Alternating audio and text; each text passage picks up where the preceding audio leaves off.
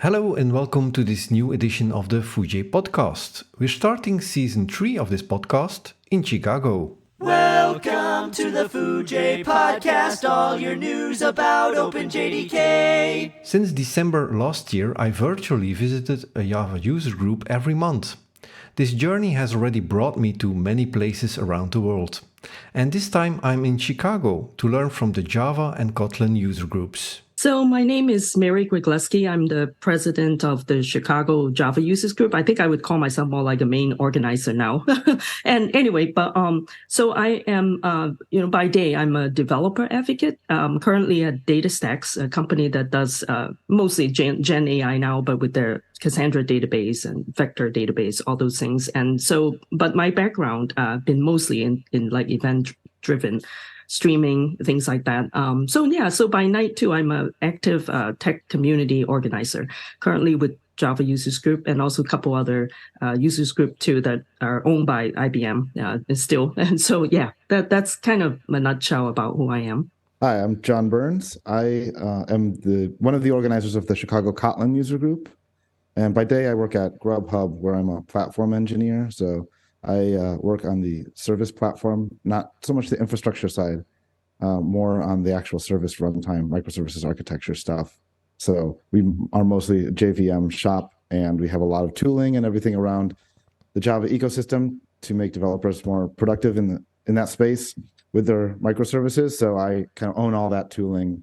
At night, I organize the Chicago Kotlin user group with my other co-organizer, Amanda.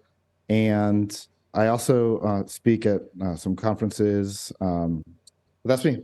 And I'm Frank Delporte. I'm a technical writer at Azul, involved in a few open source projects and also in the Belgium JUG since it restarted last year. Thanks for joining, Mary and John. Can you shortly introduce yourself and especially in how you got involved in Java and Kotlin? Because, this is the Friends of OpenJDK podcast, so we should have at least a bit of Java. Can you tell me how you got involved in Java? I actually was an engineer too for a number of years. And I started actually off with C and Unix in the 90s. And then in about 2000, that turn of the century when Java was born, and I was still doing C, but there was a chance to start working on Java. So I welcome it at that time. And it's like 2000 and I was with Sybase. So I worked actually on the J2, at the time was J2EE server team too. That's where I was. And that's how I started working with Java. And then very soon too, like 2004, I moved to Chicago and then worked for a number of companies, especially Chicago, a lot of applications environments. So that's really nice. I started working with more product and then venture into application to really use the product and versus designing it and implementing. So I've been engineering, but the thing is though, in like 2010s, and I started to feel a little edgy, felt like something missing. I wanted to do more. And then there was a chance, also the timing too in my life, I can start to go to more, meetups, and I started going, and I really like it. I didn't even know. The fact is, going to meetups and especially Java users group, first and foremost, because I was working with Java. So I started going to JUG in Chicago, and it's so friendly, and I love the community. It's just so welcoming, so very encouraging. So that's when I started going. And then eventually, because I was going to almost every single meetup, at the time was Freddie Gimme, who was the president, and with Bob. And so they were like, oh, why don't you come help us? And so that was 2015. And since I started helping, I just get kind of, more and more kind of sucked in, this whole thing. But I really enjoy it. And I realized that's something that almost seems like, okay, it's my calling. I really enjoy working with people and the community. So that's also in, kind of a quick summary of how I got involved. So, yeah. And also how you got involved into the JUG. That's great. Yeah. John, thanks for bringing some Kotlin into the podcast because we didn't have a lot of Kotlin yet. Can you share how you got into Java and Kotlin? Yeah. So I have done a lot of different things in my career. I started doing kind of some Java and .NET, C#.NET, and I've done a lot of JavaScript single page app stuff as well.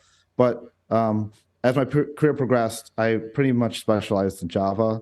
and specifically working on tooling for other developers. I've always worked at companies that are not what you might consider pure tech companies where we're selling a software product. I've always worked at companies where we actually have our line of business and the tech is supporting that.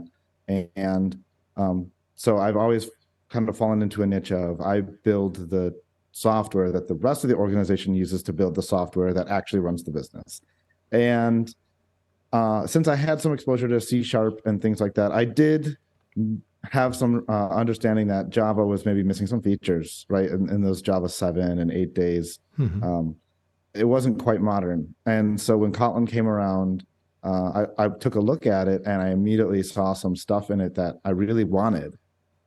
And I was sick of, generating setters and getters all the time and things like that. And so that really spoke to me. And so I kind of followed Kotlin's development through its beta phase, kind of dabbled with it here and there. And then the Chicago Kotlin user group started in early 2017. And so I said, hey, I want to learn more about this. I'll go show up there and see what happens.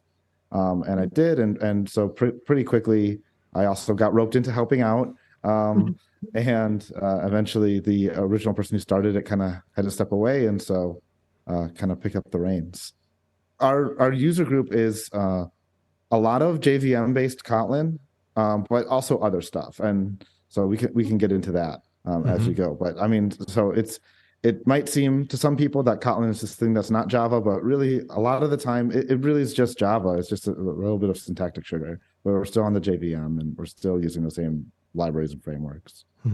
Yeah, I have to be honest, my Kotlin knowledge is too limited, so it's time to dive in for me too. But yeah, it's running on the same JVM, and that's the most important thing. That's why we're all friends of the same JDK. You said that the Kotlin user group started in 2017? 2017. Yeah.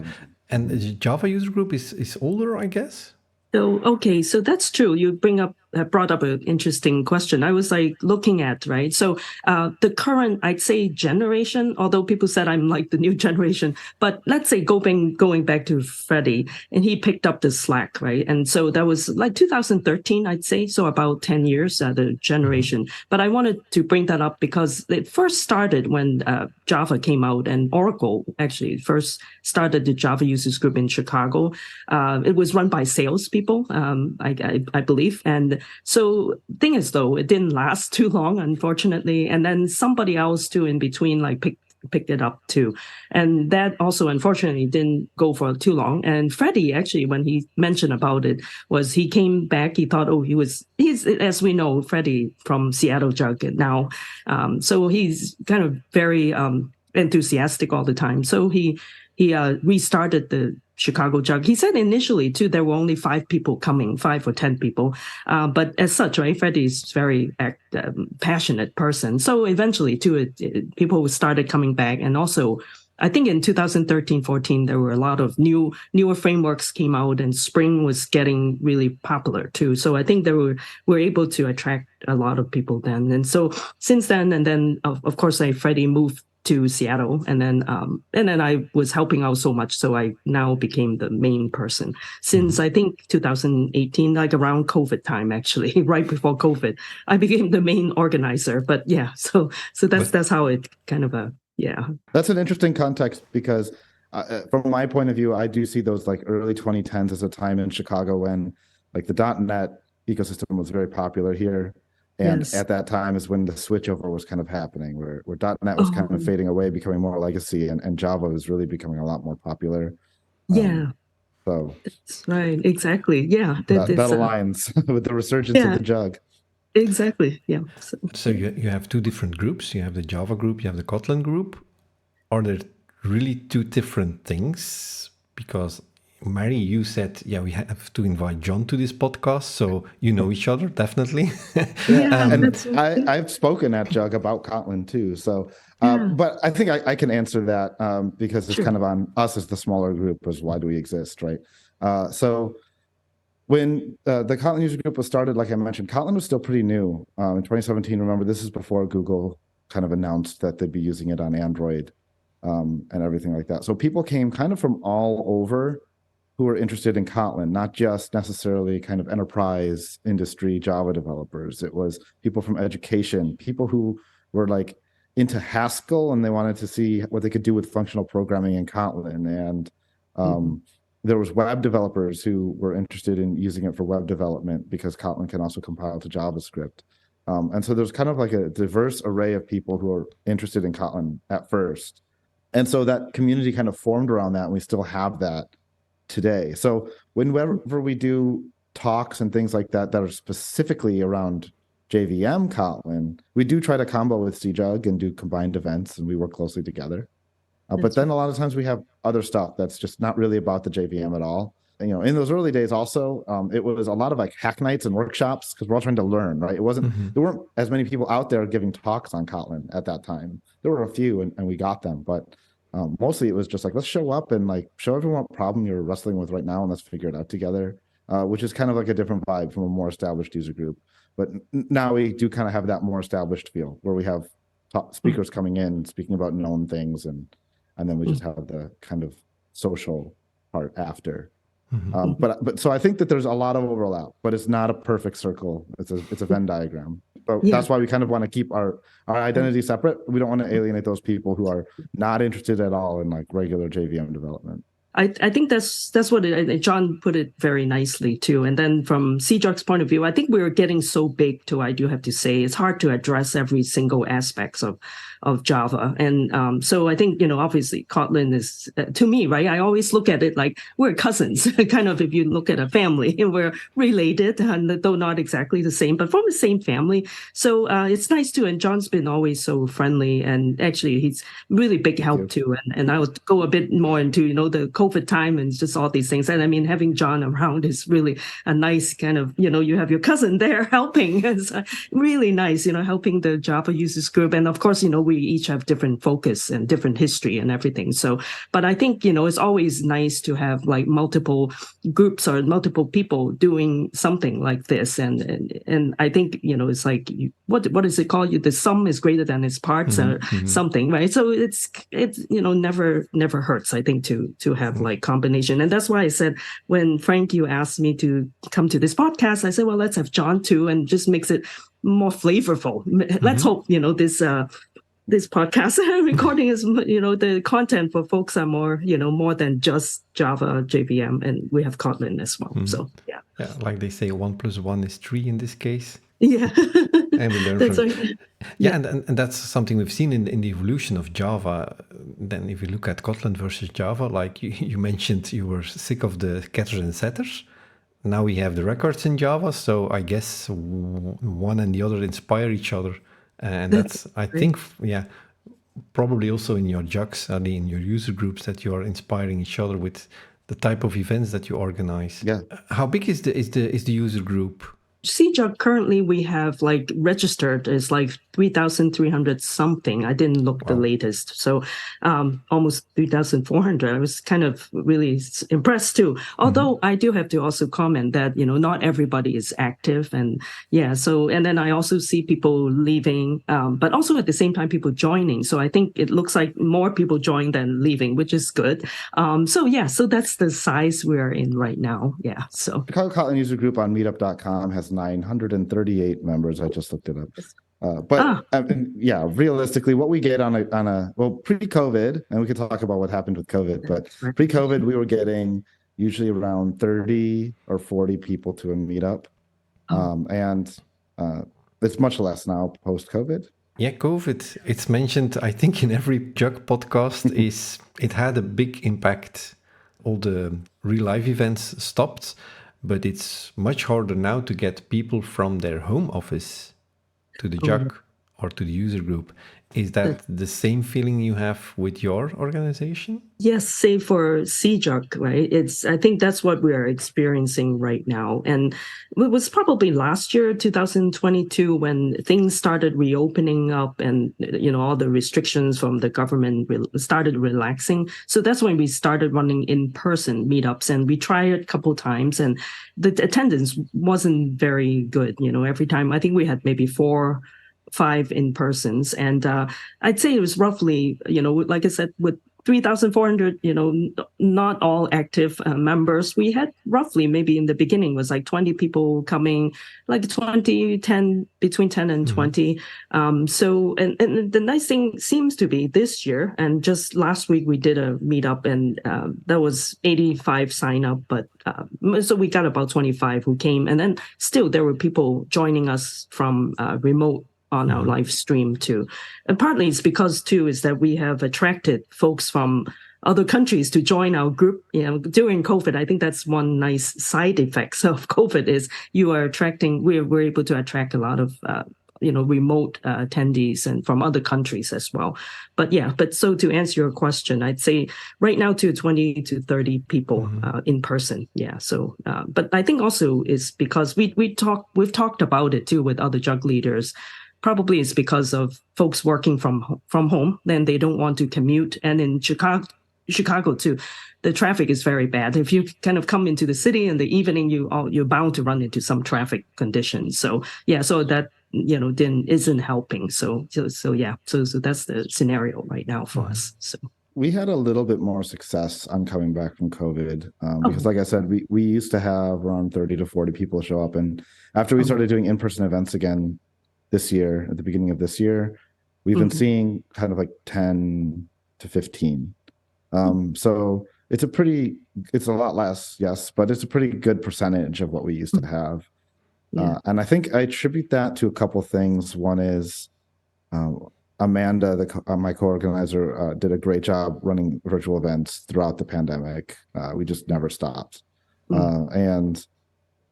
So that kind of kept everything going and kept us in people's minds. But it is hard. Like with Chicago specifically, I think we kind of have this like split where there's a really big tech community in Chicago, but it's kind of split between who's downtown and who's out in the suburbs. And then even amongst the people who are working downtown, most of them still live in the suburbs. And so the group of people who are willing to stay downtown after work and go to a meetup are pretty much limited to people who are living in the city, working in the city. And that's a very small subset of the overall tech community. And so even though it is a very big tech city, the user group attending subset of that is actually fairly small. And all of the big user groups that are here, like we also have an Android one and there's a React one. We all see about similar numbers. I think for one thing, I also want to mention, CJUG too, we continue the whole COVID time. We continue having like at least like once meetup per month. So I think that helps. And like I said, we also attracted a lot of folks from remote countries even. So from other regions too. So I think that's the good thing. And but to try to get the local people to start coming back, I think it's hard. People seem to be like, oh, we love it, we love the community, but to get them to come, it's not an easy thing. So and a lot of people are hybrid work from home still here. So they're working in the office only a couple days a week, and so if the event doesn't line up on the day they're in the office, they just won't come. So that I think is also another reason why it's hard to get back up to those same numbers. Do you still use virtual broadcasting, let's call it? So every event is also virtually? In our case, right, CJUG, if we do in person, then we also try to live stream because again, the video person also is volunteer. But so far though, we have been able to also do a live stream at the same time. So that's how we do. We do that as well, as long as our host has the facilities for it, which so far they mostly have. Yeah, because I heard from a lot of JUGs, they don't do that because they really want to focus on the community feeling. They find the part with the drink and the pizza almost as important as the talk itself, which that's something you really are missing if you're joining as a virtual guest. Our kind of take on that is, of course, that's true. Like being in person, you're going to get a lot more out of it. And so the people who join remotely aren't going to get that. But the thing is that if you don't broadcast it, then those people probably just won't be involved at all. At least this way they get to see the talks. And maybe they'll come to the next one because they see how cool it is. Or some people just can't make it in for whatever reason. And we kind of roped those people into our community during COVID, and we didn't want to just turn our backs on them now that it's over. or not over, but not, back to in-person events. Did you find any tips and tricks you can share with other organizers from meetups, how to attract people to come back? Yeah, that's always a challenge right now.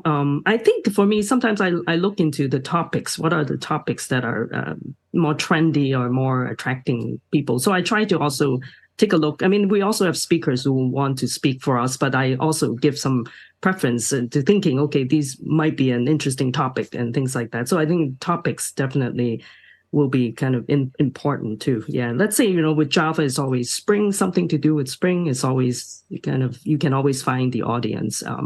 And these days, actually, I'm thinking of I should do something on AI as well, even though it's kind of new, but it's kind of coming. It's like the wave is coming, so let's kind of do some of these things.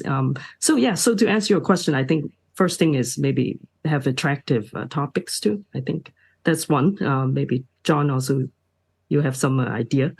One thing we did when we were first starting to come back, we tried to do, and we are planning to do more, are social only events. So this is kind of, we pick a place there's a place downtown here right on the river with a patio area, and just set up a meetup for people to just meet up there.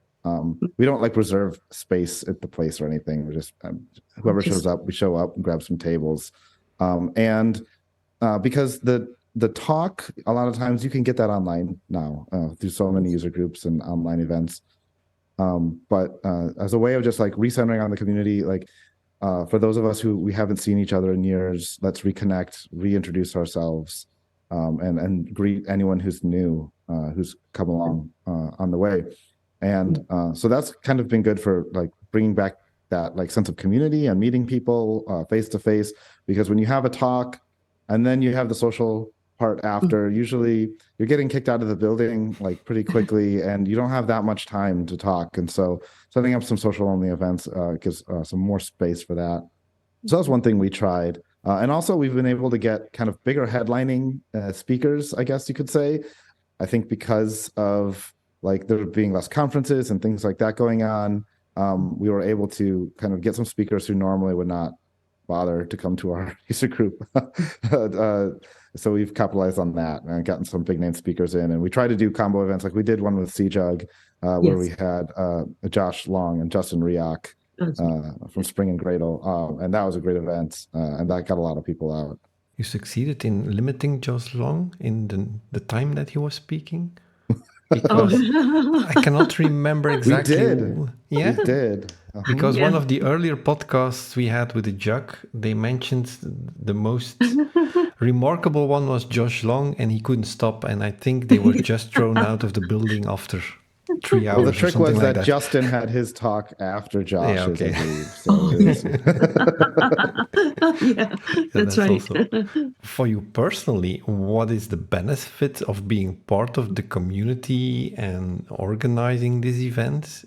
Did that have an impact on your job, on your career, on your community around you? Yeah, I think, interestingly, I do have to bring it up. When I first started helping CJUG, right, it was around 2015-16 timeframe. I was still a software engineer in Chicago. And because I started helping the JUG more and more, I started also doing speaking, it was something that I was more nervous about doing prior to that. And I didn't know I can talk, right, because I was just simply shy. I think it's just from different reasons, right? And so maybe I thought of trying, but just being felt a little suppressed, or just a bit of a not so sure. But because of JUG and CJUG, and there were also lightning talks that that's available for people to sign up. And so I thought, let me give it a try. Although I do have to say, the first time I did this lightning talk for 5 minutes, I probably took 2 weeks to prepare. It's kind of funny, right? To I think back. So kind of putting it that way. And I feel because the community is very encouraging, and really everybody, you really feel everybody is very sincere. I think it's just this amazing effect of having a community. Everybody has the same kind of interests and goals, and so to speak, right? And so you feel more encouraged, you feel more like a cheer team behind you. And I think it's just from that experience, I started feeling more confident and realized that I can be a speaker too. It's actually maybe something that I felt being suppressed kind of started coming out to the foreground, something that I can express myself. And I feel better too, because I think that could be my calling, but I never knew, but then finally got brought up. It's really encouraging. So I think for me, that would be, I can say it's a personal benefits. And because of that too, I started becoming a developer advocate because IBM happened to be looking for a Java developer advocate, and they were asking people in Chicago too. And I thought, the timing was good. I said, well, why don't I give it a try? And that's how I started becoming an advocate. And since then, since 2018, I should say. So it's just roughly 2-3 years after I started helping, with CJUG. So that I can testify is a benefits for me on a personal level. So yeah. It definitely impacted your career. Yeah, that's right. Yes. Yeah. And I really I realized, wow, I really like meeting people all over the world. And it doesn't matter where. I just love it. So, yeah. And I guess for you, John, it was a way to learn Kotlin. As you said, the first meetups was just getting together and experiment with Kotlin. Around that time, I also spoke at CJUG Lightning Talks and things like that. But I hadn't done much of that. And so I went to Kotlin to try to learn Kotlin. But as I stayed there, and what I've seen from not just myself, but others around me, the benefits are, I first of all would like to definitely second what Mary said about speaking, because I now have spoken at a few conferences, and I am not a natural speaker, a public speaker either. I was terrified of doing that. But going to a user group really gives you a good opportunity to try it out. Because we're almost always looking for speakers, right? And sometimes we get those big name speakers like we talked about, but most of the time we're just finding somebody who has something to say and just trying to get them in front of some people. And so we have a lot of members of our group specifically that have gone on to speak at big conferences like Kotlin Conf and other conferences, who just started speaking to our user group as like just members, like, hey, I think I have something to say. Let me say something. And we encourage everyone to do that. We encourage, even if your talk is just, here's how I learned Kotlin, like just your own personal story. That's a great way to start, because you know that story better than anyone. And so you don't have to worry about not being an expert. And so that's a great way to get into that if you want to. And it's also a great way to grow your professional network, which is, I think, really important in times like this, where there's a lot of layoffs and not as many companies are hiring. It can be really helpful to have someone at a company that can tell you this company is a good company, first of all, and that they're hiring and can refer you in. But you have to do that when it's not times like this. You have to be invested in the community and these relationships first, and then when something like this happens, you'll be more prepared. You're both also active conference speakers. Mary, you have a frequent flyer mile card which explodes, I think. Like I said, right, I really like meeting people. I think that's my first and foremost. And it is true. I have to say, traveling around can be tiresome, but I really get energized. I don't know what it is. It's like, oh yeah, I'm going here, I'm going there. But I know too, when I get home, I'm like, okay, now I got to go somewhere. I got to do all my laundry, getting ready. And it's not very easy. But the idea of, okay, I'm going to see somebody, meet somebody, and all these things really motivate me every time. So, but it is very true. I'm actually have to mention, Chicago, that's United's headquarters. So I fly United, and I'm platinum right now. So it's almost 1K. So I'm like, okay, how many more flights I'll be 1K? That's kind of like I never would dream of. I mean, I'm still kind of, 12 points or whatever the PQP. The thing, they're like new way of counting is just so confusing. Why don't you just say how many miles and I get this? And so, but anyway, so yes, I do have to say it's also the benefits of getting so many chances to go out and see things. And for me, just to be with different communities too and meeting people.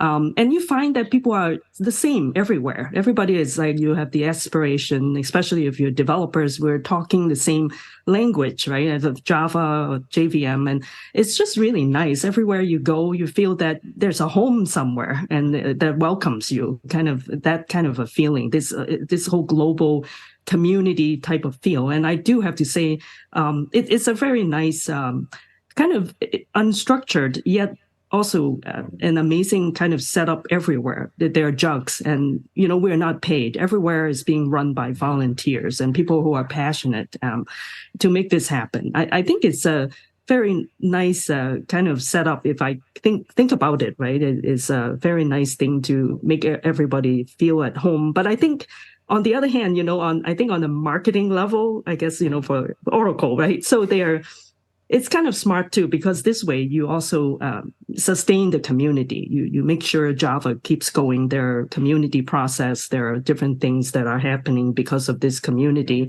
And actually, talking about which, to my co-speaker, one of my co-speakers, because I'm doing also joint talks, and sometimes I'm asked by different other speakers. And so Ko from Netherlands and Ko Turk, and he and I have been doing talks, and he called me his community colleague. And I think it's a nice term to describe these people. I'm meeting other people, but we are like community colleagues in a sense. So yeah, so I think it's a good thing. So I think we all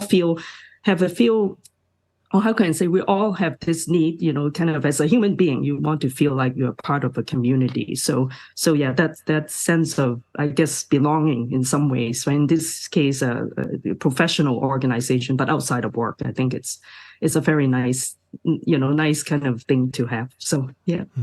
I like that you say that it's a friendly community around the world, because I saw a message from someone who said, yeah, I'm accepted as a speaker for the first time at the conference. I'm both excited and terrified. And that you are excited, yeah, I agree. Speaking at the conference, and definitely for the first time, but being terrified is actually not needed, because the people at the conference, they come to learn, and they know that you are there to share what you have learned. So they're very forgiving if you make a mistake or if your demo doesn't succeed, which always happens, I think. So that's, I think, one of the nice things about this community is indeed the friendliness that you feel everywhere. Right. Yes, totally. Yeah. Okay, thanks. We already covered a lot, but there's one nice question that I kept for the last. Can you share the best, the worst, or the most remarkable session that you had in your user group? Or maybe it was one session which was all three of the same things?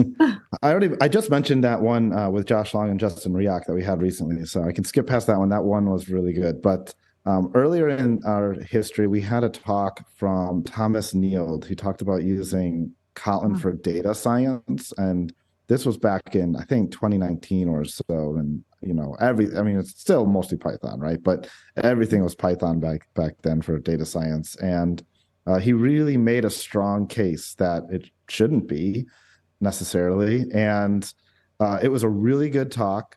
We had huge attendance for that time. Like, we had like 50 people there. We had never had anything close to that. And we didn't expect it for such a strange topic like data science and Kotlin. Who's doing that? But it was really well received. And now you see there's like Kotlin notebooks in IntelliJ, as kind of like similar to Jupyter notebooks. And so it's like the idea had traction and still moving forward. And so that was just a really great talk. I think he gave it to our user group before he ever gave it to a conference. So that was really kind of special. And then one more is we actually ran a conference in 2019. We had dual sponsorship from Google and JetBrains to run something called a Kotlin Everywhere conference. It was a one-day conference.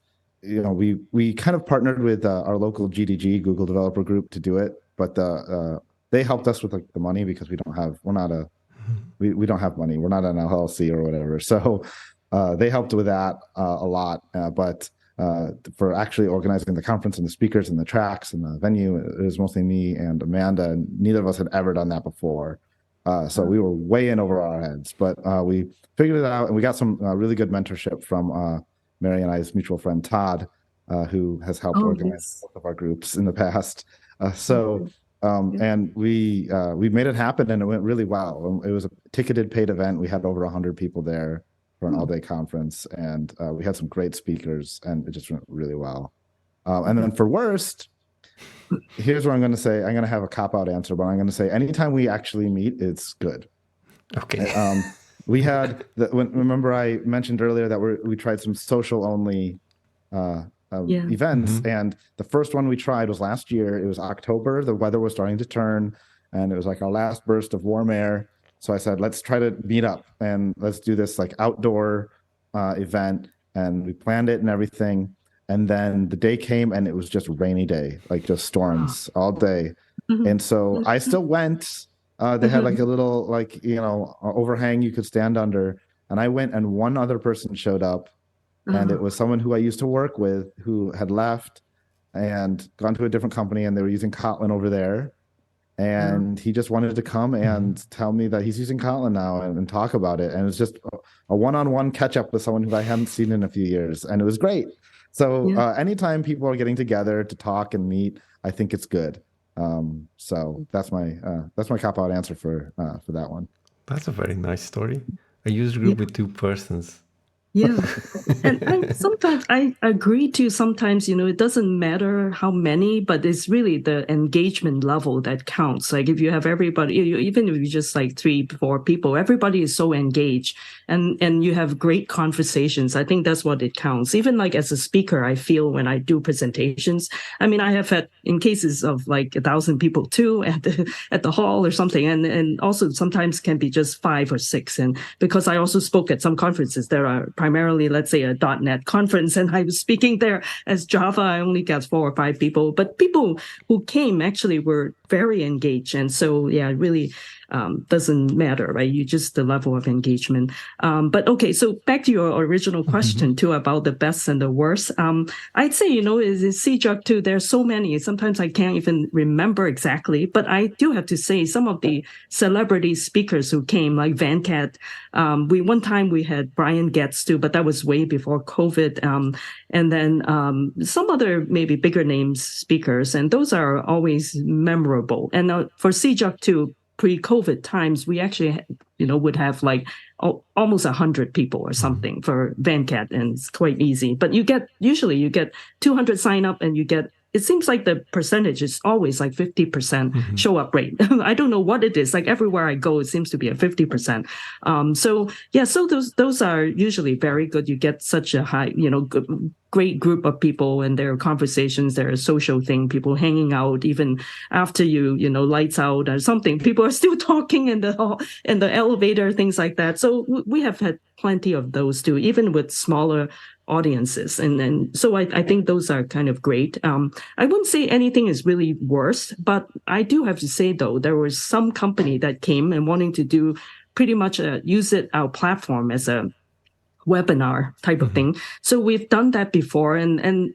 unfortunately, one of which didn't go too well because it was maybe more like a business pre-sales person came do a talk, and so we have had those in the past. And so so we try to like be very careful now if there are companies wanting to come to us and wanting to do more like a pre-sales type of thing, and sometimes I would still allow them to do it, but I really had to make sure that telling people, can you make sure it's not going to be a sales overtone, because especially developers, we're hypersensitive, right, or allergic I should say, use that word to like marketing messages. So not that they shouldn't market, but just have to do it in a more subtle way like that. So I'd say that's how the CJUG's experiences have been. So. And indeed, the number of people that show up, it's always the right people who show up. They are the people interested in the topic. They want to see that speaker or hear about that topic, and they are really the people you need. And then it doesn't matter how many people are actually there. Okay. Yeah. Thanks a lot for sharing your experience, for bringing us to Chicago. Thanks for joining. Thanks for listening. Keep an eye on Foojay for future articles about development and everything related to the Java world. And hear you in the next Foojay podcast. Give me a Foo, give me a J, give me the friends of OpenJDK.